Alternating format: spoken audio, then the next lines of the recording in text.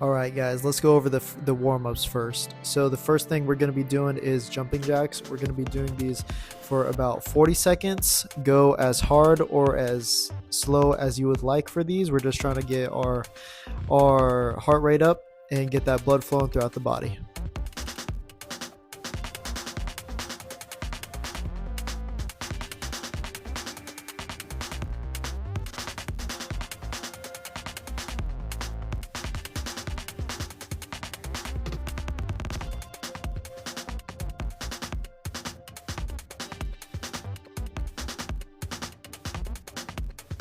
Next up, we got some arm swings. We're going to be doing 10 swings per arm right in front of our chest, just like this, horizontally.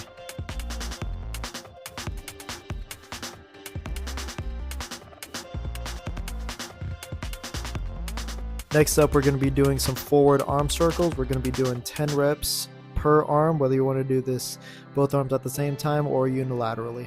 And right after that, we're going to swing into some backward arm swings. Same thing here, both arms, 10 reps per arm, either together or unilaterally. Following the arm swings, you're going to be doing some trunk twists for a total of 20 reps. That's 10 reps going each way, making sure to really feel a good stretch in the upper back, also known as your thoracic spine.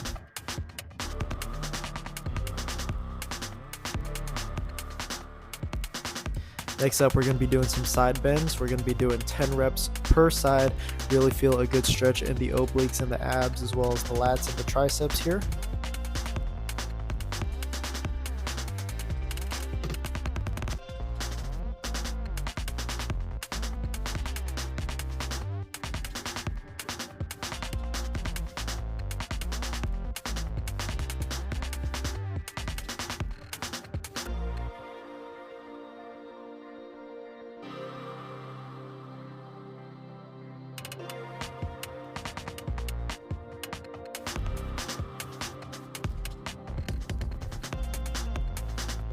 One thing we want to make sure of whenever we're doing these side bends is to keep our spine in a neutral position. Here you can see I'm leaning forward.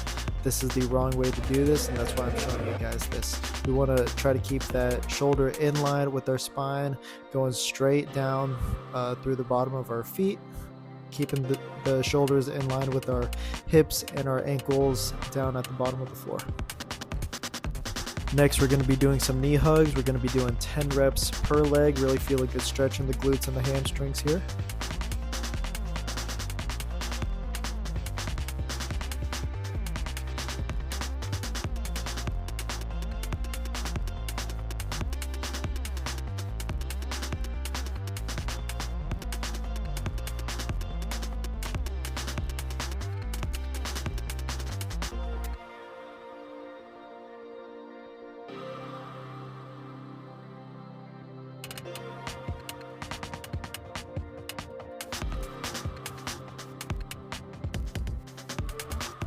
And after that, we're going to be doing some quad pulls, 10 reps per leg. Really feel a good stretch in the hip flexors as well as the quads.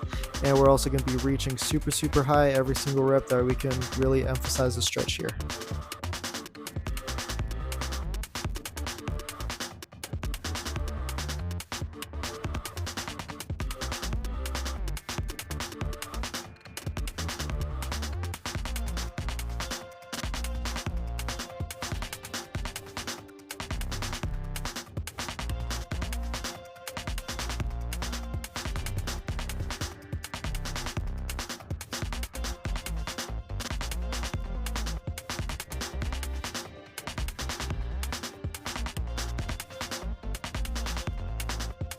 After that, we're going to move on to some toe to heel raises. We're going to feel a really good stretch in the quads this way and learn some proprioception as far as our lower body goes. And we also want to feel a really good contraction in the calves here.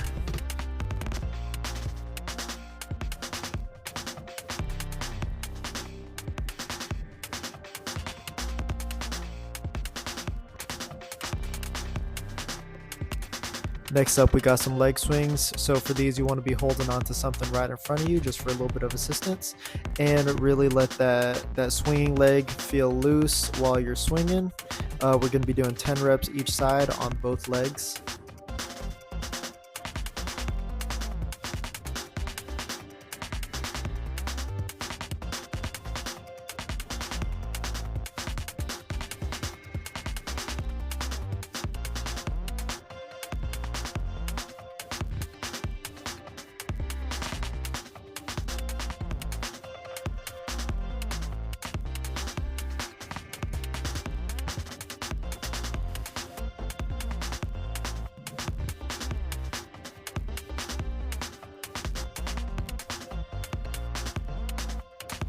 After those leg swings, we're going to be jumping right into some body weight squats. We're going to do 10 reps for your stance. Just find something that is comfortable for you, as well as something that is able to keep your feet in line with each other. And for these, we want to have as full of a range of motion as possible. Also making sure to keep that spine in a neutral angle. We don't want to lean forward too much or too far back as well.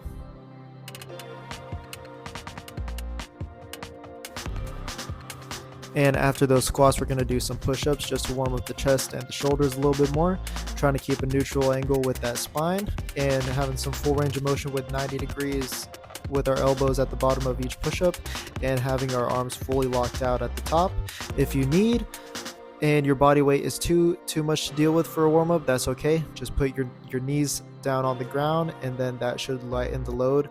And remember, this is just for a warm-up, so there's no reason to challenge yourself for this one. Next up, we're going to be doing one of my favorites. They're called Lou raises. So find yourself a light weight plate, put your fingers in the middle of it, that way you can have a good grip on it, and you want to be keeping your arm as straight as possible throughout this motion. While you're holding onto that plate, you're going to be keeping that straight arm and doing almost a half circle rotation all the way around your body. We're going to be doing 10 reps per arm here. Really feeling the contraction throughout our whole shoulder as well as a little bit of our upper chest, and you should also be feeling your shoulder blade in the back loosening up as well.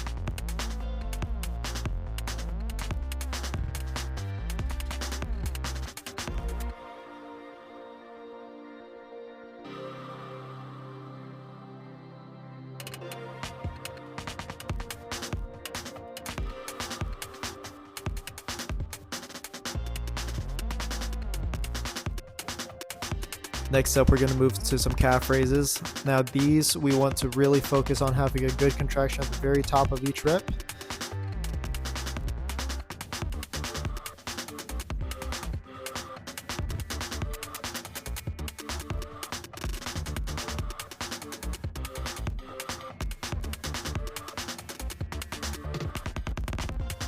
And now we're moving on to some glute bridges. So here I want to find a stance that it keeps my heels evenly together, just like I would be if I was squatting. On each rep, I want to really focus on squeezing my glutes and my hamstrings at the very top of each movement.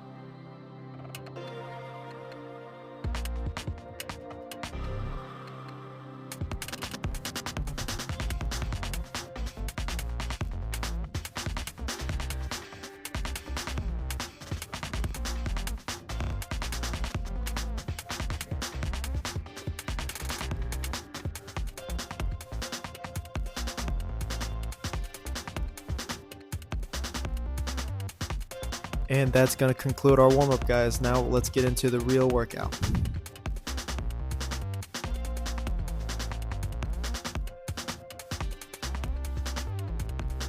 Alright, so whenever I'm setting up for an incline dumbbell bench press or any incline bench press, I want to keep this bench at about 45 to 60 degrees, depending on which feels more comfortable for you, as well as what your intentions are for the movement.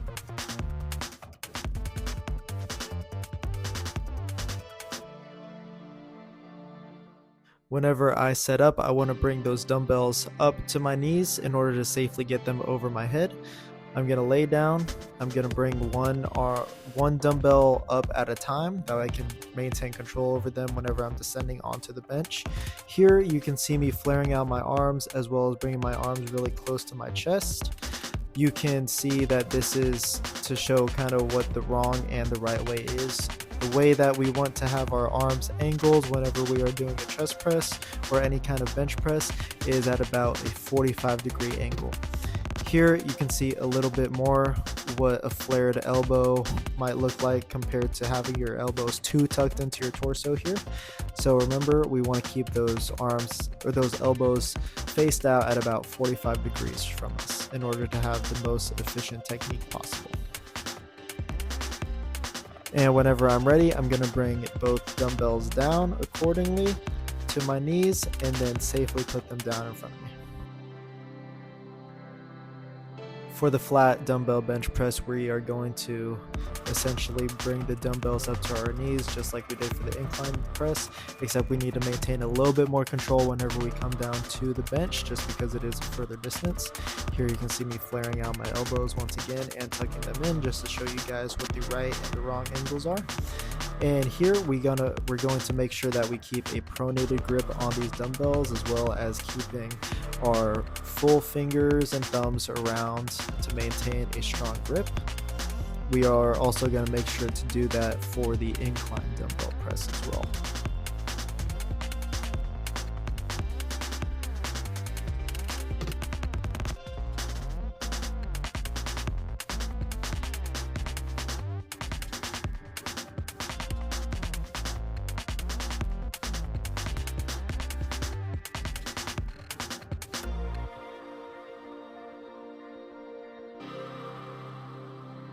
Now our last variation of dumbbell pressing will be from the floor here. We are going to set up a mat that we can lay down on just for some comfortability aspect.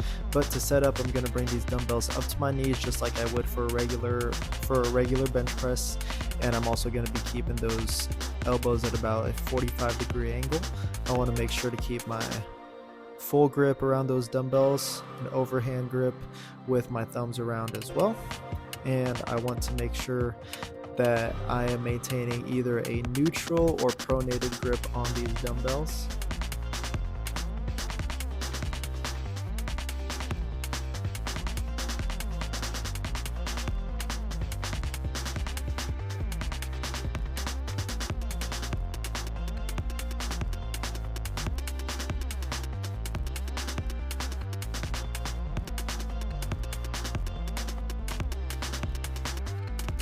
Next up, we're going to move over to some dumbbell squats. So our first variation here is the goblet squat with the heel elevated. So I'm going to set up some low height plates. Here I have 10-pound plates for me to step on, and I'm going to have my toes down on the floor while I have my heels elevated onto those plates. Whenever I'm holding the dumbbell, you can see I'm holding it from the top down. That way I can have a good front rack position in order to support that dumbbell's weight. And from this side view, you can see the difference between having a collapsed front rack compared to a neutral front rack, which is exactly what we want. Having that collapsed front rack gives up some of the control we can have throughout the movement, as well as some core rigidity, which we need in order to push weights on a movement like this.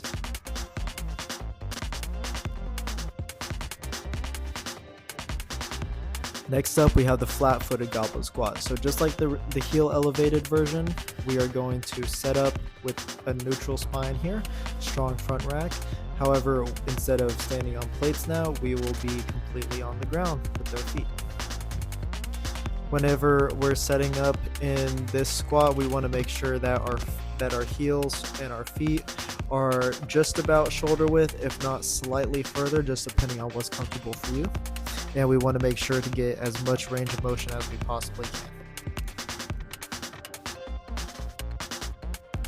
And our last variation of the goblet squat here is the sumo goblet squat. So rather than setting up my feet shoulder width, I'm going to set them up slightly farther than shoulder width in order to find a good stretch at about 90 degrees.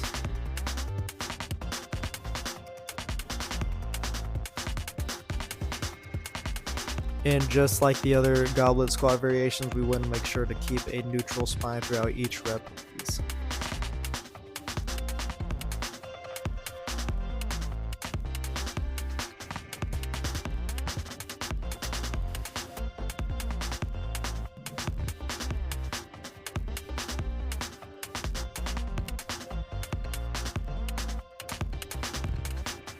So our first variation of the push-up is the incline push-up. This variation is the easiest out of the three because it allows us to use less of our body load. Therefore, if we are not strong enough to fully push up our whole body off the floor, then this incline variation will greatly help with that by lightening the load on our arms. For this variation, we want to find a height that is not too challenging, yet not too easy either.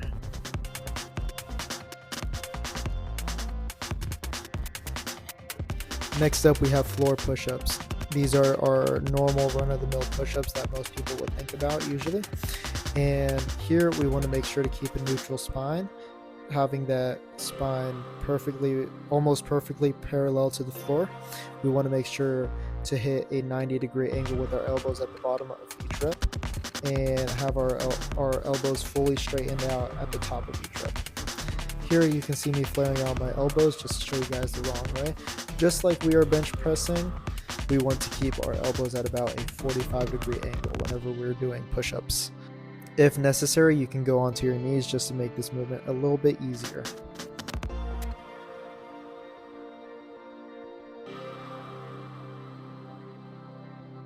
And our final variation here is the decline push-up. So I'm going to place my feet anywhere that makes this movement even more challenging. And essentially we are loading the arms and the chest even more.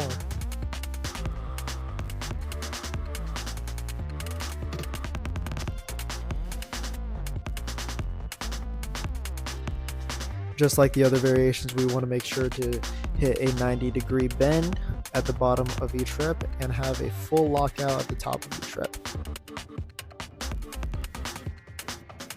And next up, we're moving on to our lower body here. We're going to be doing some forward lunges. Here, I'm going to have my hands on my hips and I'm going to step out and hit a 90-degree angle with both of my legs at the same time.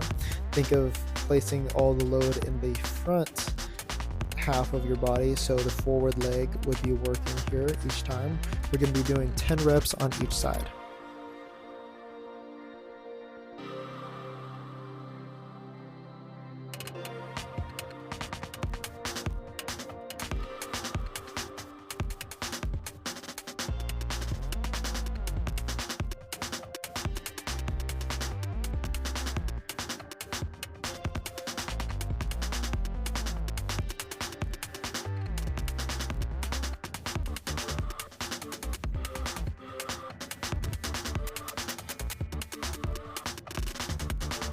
Our next variation of the lunge is the lateral lunge. So here I'm going to set up with my feet outside of shoulder width fairly significantly, that I can get a full range of motion throughout each rep.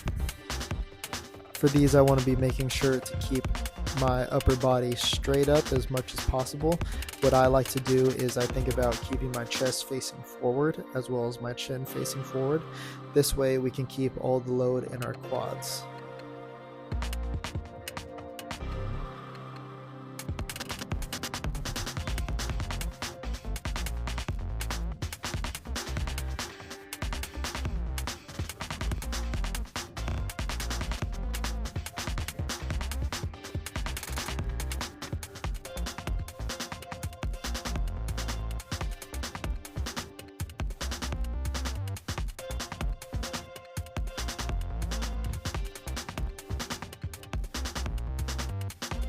Our final variation of the lunge here is called the curtsy lunge. Some people also refer to it as the bowler's lunge.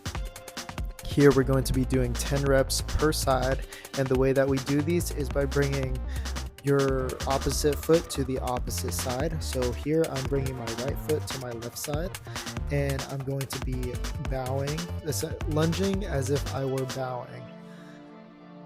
This variation can help people to develop their mobility a little bit more than the other lunge variations.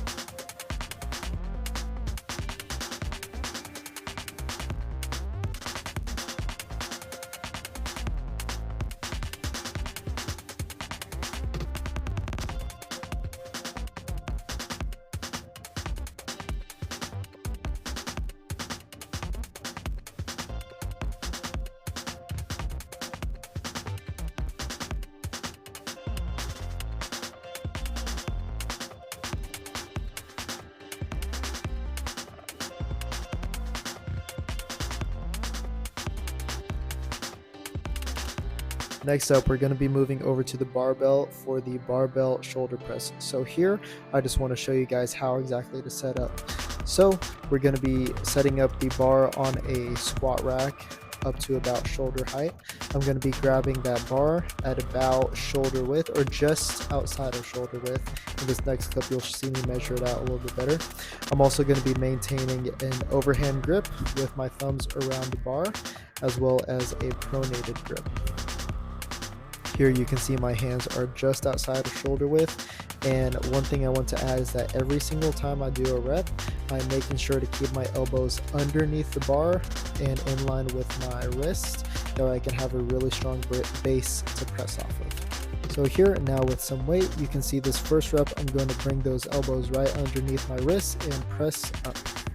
I also want to make sure to keep a rigid spine and a rigid core. That way I can keep a stable base the entire time.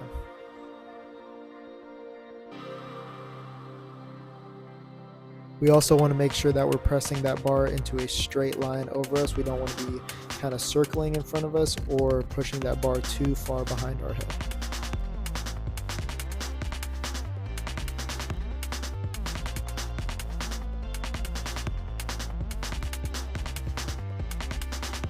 Now our next variation of the shoulder press is going to be utilizing a bench, and this is called the back supported barbell shoulder press.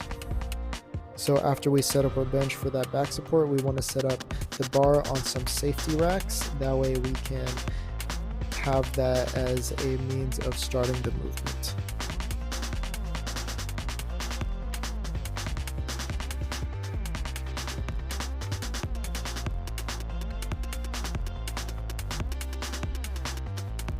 Here you can see me placing the bar to about shoulder height. That way I can start each press from about shoulder height, just as if I were standing.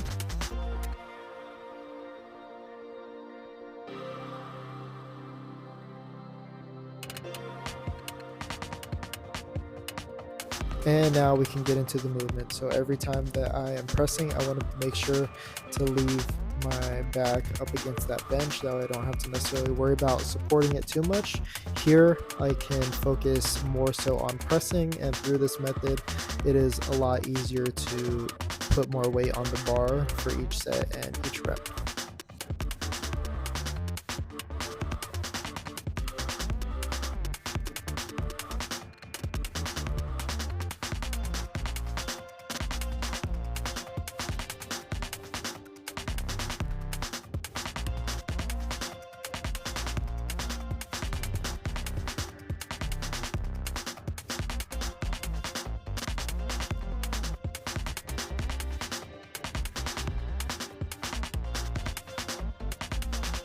Next up is the seated barbell shoulder press with no back support. This is possibly the hardest variation of the three due to the fact that we are taking away the support and the stability from the legs, as well as the support from the bench in order to lean up against. Here you really have to focus on squeezing your core to keep yourself in a strict position. And you also have to work a lot harder to keep that barbell stable whenever it's overhead.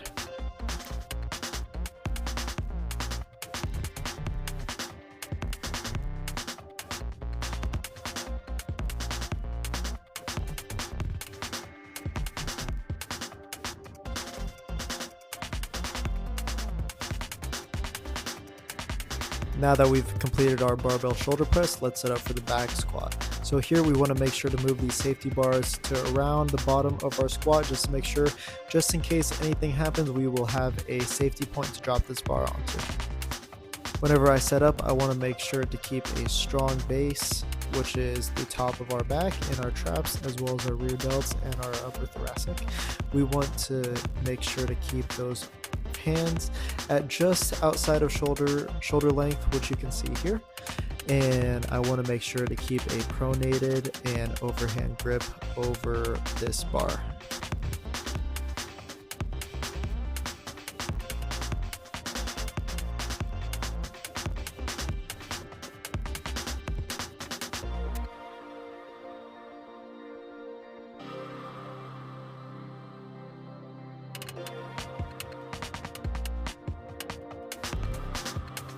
Now for our first variation, we are going to call this the conventional or full range of motion back squat. So here I'm going to set up with that strong base, keeping a rigid core as well. Whenever I am ready to rep it out, I'm going to breathe in, have a good sort of solid foundation and a solid core, and I'm going to make sure to have as big of a range of motion as I possibly can, letting those knees really bend, letting those hips really bend as well. During these reps, I want to be making sure to keep that neutral spine that I've been talking about this entire video, and I want to keep that rigid core as well. You see how that barbell is staying in a straight line, it's not kind of moving too far forward or too far backward as well. That's because I'm keeping that rigid core. For our next variation, we're going to be doing the heel elevated squat. Just like we were doing the heel elevated goblet squats earlier with the dumbbell, it is going to be essentially the same setup, except now I have a barbell and now I am using a weight plate instead, just because that is what is most readily available to me during this variation. The setup for the barbell on my back will be the exact same, keeping that good strong base, having those hands pronated and over hands with the bar, and keeping my arms at about shoulder width or just outside, whichever is most comfortable for you. And here from the side view, you can see how I'm only setting up my heels on top of this plate. This variation can help an individual to have a greater range of motion than they would squatting just off the floor.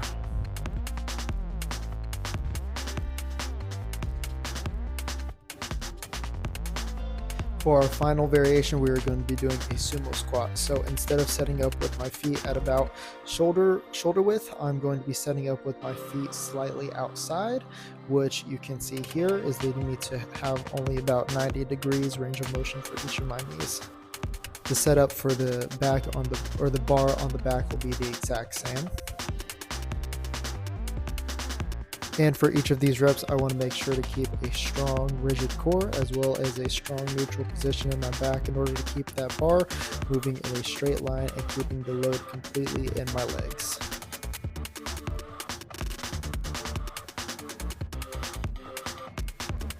From the side view, you can see that I'm actually going to set up with my feet, or actually my toes, facing slightly out more than they would be for a regular squat. This way we can have a little bit more range of motion than we normally would for a sumo back squat.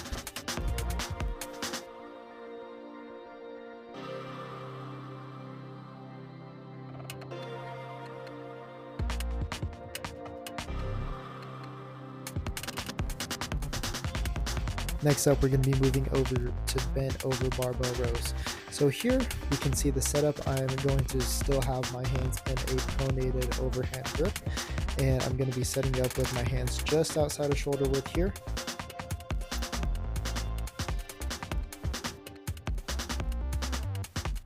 Whenever I am ready to take a rep and I grab that bar, I'm going to lean forward just slightly. That way I can have my back almost parallel to the ground in order to really emphasize using the lats and the traps for this movement.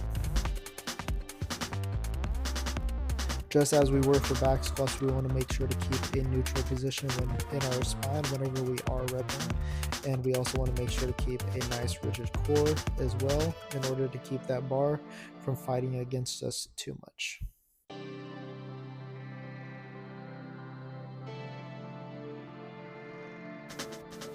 And from this side view, you can see that I will be keeping this bar in almost a straight line whenever I'm repping it out. I'm bringing it back very slightly, but that is just so I can hit my lats a little bit more each time I'm repping it out.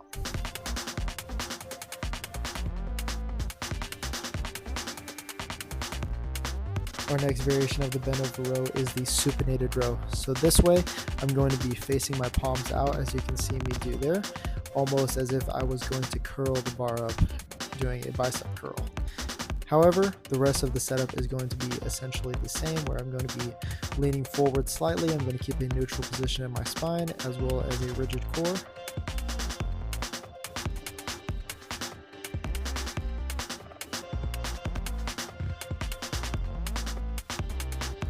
And from this side view, you can see this bar won't move as much in a straight line as the regular barbell row would. Just because of the supinated grip, it is much easier to bring that bar closer to you, almost diagonally. That way you can have a little bit different of a range of motion.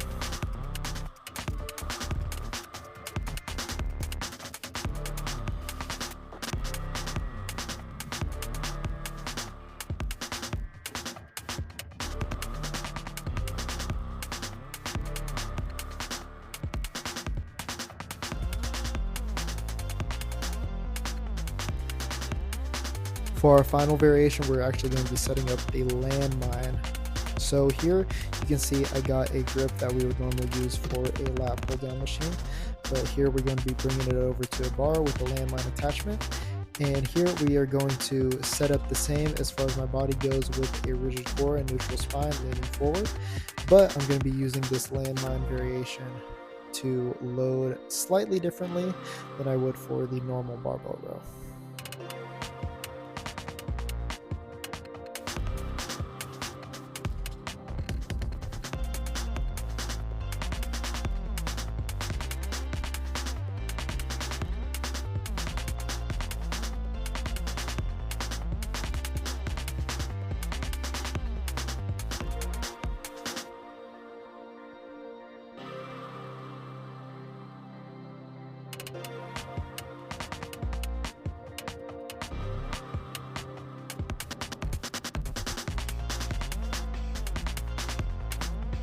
Alright, moving on to our deadlift. So first we're going to be doing a conventional deadlift. Here you can see I'm setting up my feet at about shoulder width, and I'm putting those arms or my hands just outside of shoulder width. I'm also keeping a pronated and overhand grip. However, for deadlifts we can use a hook grip. That is completely a personal choice.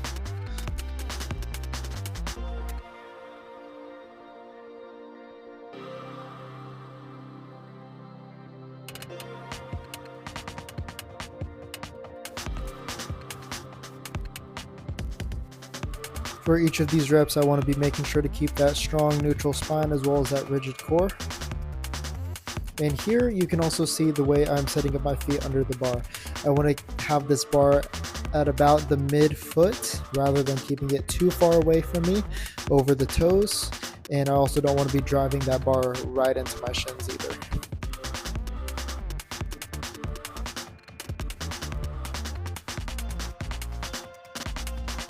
And whenever I'm ready to start repping this bar out, I'm going to be trying my best to keep my chest up and my head facing forward, as well as keeping that bar in as straight of a line as I possibly can.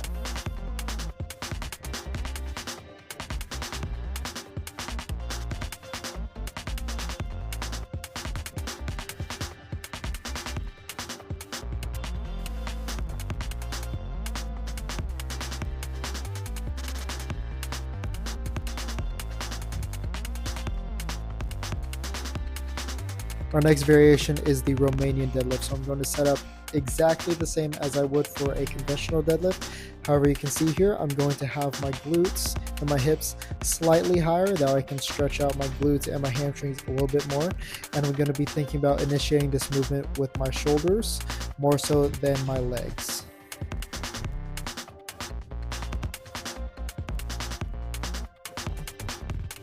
So you can see each rep that I'm doing, I'm essentially leaning forward with my shoulders.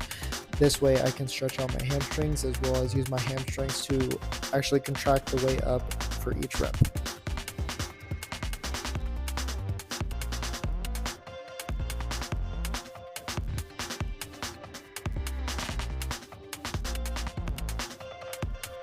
Now our final variation of the deadlift is the sumo deadlift. So here, just like my sumo back squat, I'm going to set up with my feet and my toes facing out even further than I am for my conventional deadlift and my Romanian deadlift. And I'm also setting up with my feet further outside of my shoulder width than each of the other variations. And I'm also going to be having my hands inside of my knees rather than having them on the outside. This variation allows us to put more of the load into our legs rather than our back as well.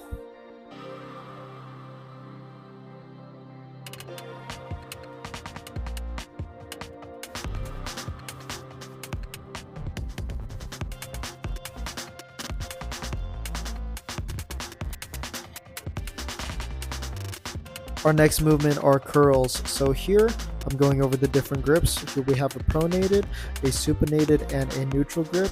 The pronated grip is going to be with my hands facing down, supinated with my hands facing up, or my palms rather facing up, and neutral will be with my palms facing each other parallel.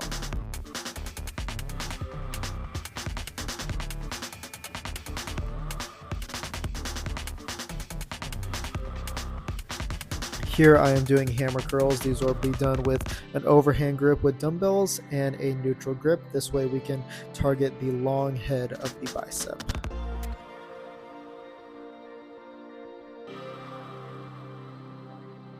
Our next variation is the reverse curl. So here I'm going to bring my arms in front of me, and I'm using a pronated grip with the overhand grip on these dumbbells. This way I can target my brachialis a little bit more than I would in other variations.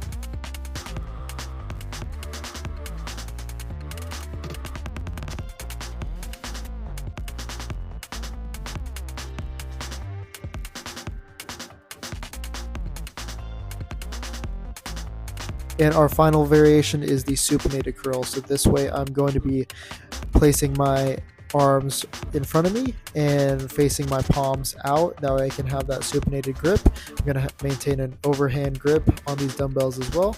This way I can target the short head of the bicep more than the other variations.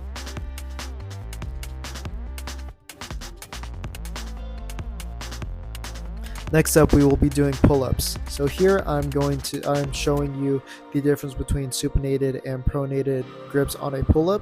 Before regular pull-ups here, we're going to be using a pronated grip, an overhand grip. However, this time we will be placing our thumbs over the bar in order to more easily target our lats for this movement.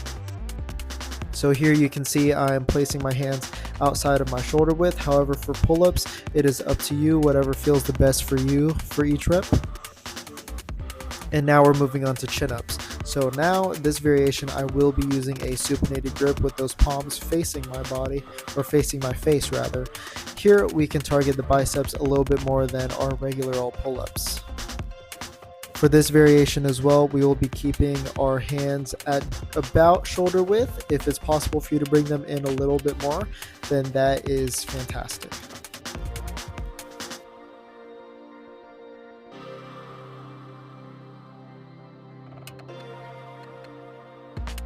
Our final variation here is the inverted row, and here I decided to use a TRX band in order to do them. However, you can do these on a barbell placed on some safety racks or any other apparatus that does not move and can support your body weight. So here you can see the difference with TRX is why I prefer to use TRX to do inverted rows, because you can adjust the load based on how you're angling your body to the ground. For these, we want to maintain a neutral or pronated grip. Here you can see I'm doing kind of a variation in between each of those, but this way it's slightly easier than doing pull-ups is, and it is a great progression to pull-ups. But next, let's move on to unilateral squats and glute bridges. So our first variation of unilateral squats will be assisted pistol squats. So here you can see me setting up with the TRX once again. This way I can use my arms to assist me for each rep. Here I am going to be setting up with one foot down and the other one will be stretched out in front of me. This way we are only using one leg at a time in order to do these squats. Also, utilizing the TRX allows us to have a greater range of motion just in case we don't have the strength to do this with our full body weight just yet.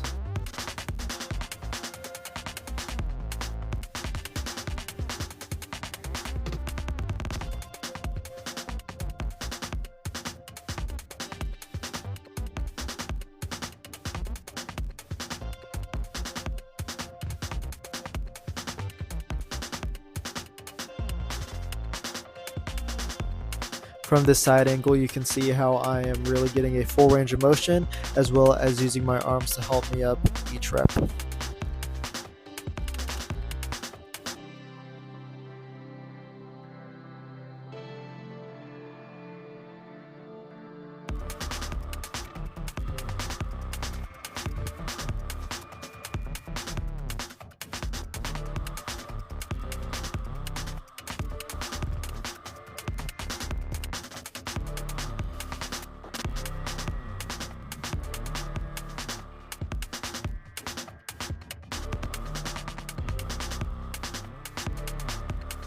Our next variation is the Bulgarian split squat. So here you can see that I'm setting my base at about knee height.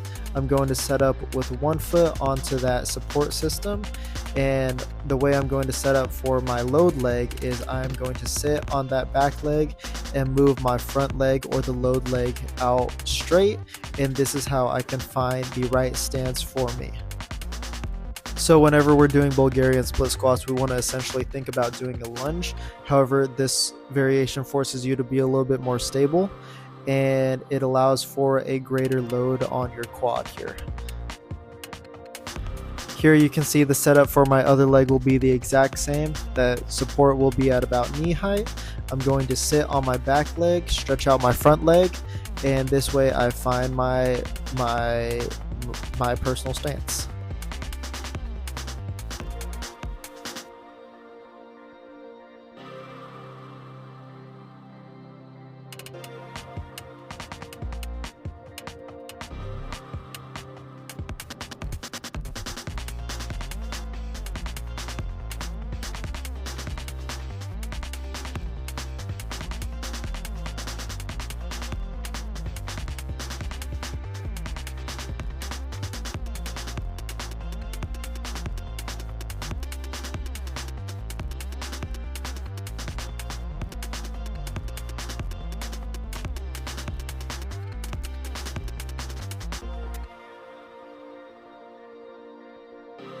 Our next variation is going to be the staggered stance squat. This way we can get a little bit more assistance out of our back leg, but we are still loading primarily the front leg. Here I'm going to set up with one foot just behind me, not too far, and my other foot will be just slightly ahead of me. That way I can keep my hips right in between each of the support legs.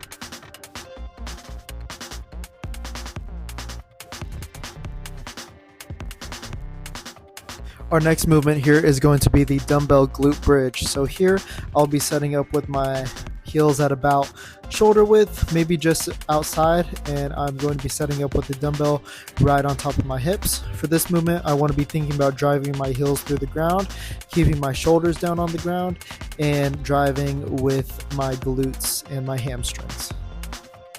Each rep I want to try my best to hit that straight line. That way I can get as big of a contraction out of my muscles as I possibly can.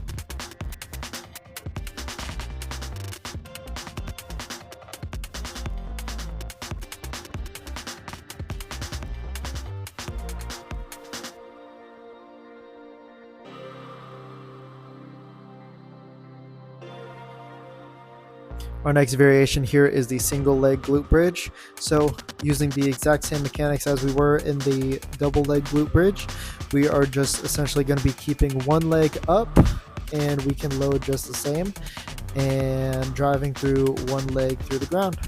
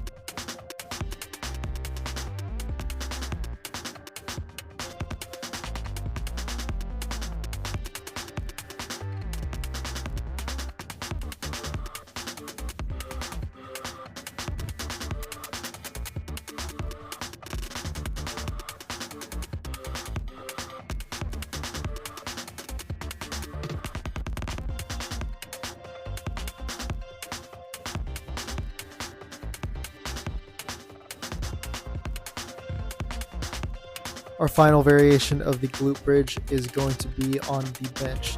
So this is possibly the easiest variation, or the second easiest variation, just behind the floor glute bridge, just because we are able to get slightly more range of motion here, and we can get a deeper stretch in the glutes and the hamstrings whenever we are repping these out. So for the setup, we're going to have our feet just about shoulder width, and we're still setting up with this dumbbell right on top of our hips here, as you can see. And at the top of each rep, we're going to be making sure to get a big, strong contraction in our hamstrings and our glutes here.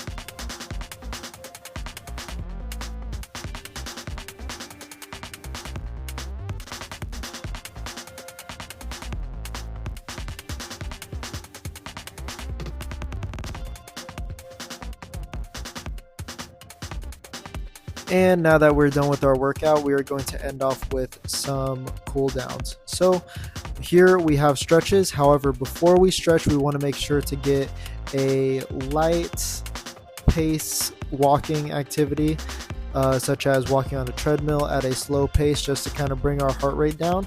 You can also jump on a cardio bike and just ride that for a few minutes. I like to do about 5 minutes whenever I cool down personally, but that's completely up to you. However, I would recommend at least 5 minutes whenever you are cooling down. However, if you want to follow along with this stretch, go for it. And for each of these stretches, we want to hold each for about 10 to 15 seconds. If you'd like to stretch even longer, that's completely up to you. However, I really appreciate you guys for watching this video, and thank you.